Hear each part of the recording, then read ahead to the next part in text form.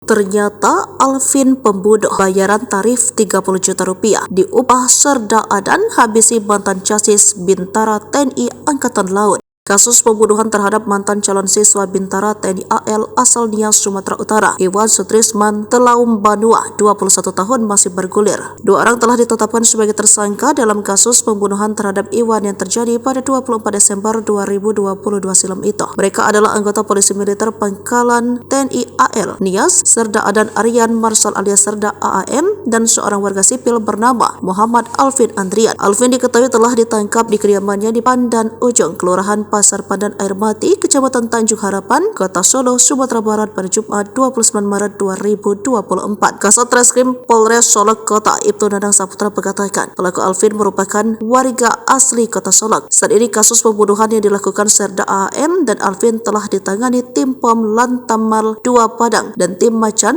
Barasatreskrim Polres Sawah Lunto. Terkait perannya dalam kasus pembunuhan, Alvin bertugas menusuk perut Iwan menggunakan senjata tajam sebelum jasad korban dibuang di jurang di kawasan Talawi, Sawah Lunto. Oleh Serda AM, Alvin diberi bayaran sebesar 30 juta rupiah. Uang itu diberikan oleh Serda AM kepada Alvin sebelum membunuh Iwan pada 24 Desember 2022. Alvin sendiri diketahui telah mengakui perbuatannya tersebut. Sementara itu, Serda AM saat ini telah ditahan di Lantamal 2 Padang sejak Kamis 28 Maret 2024.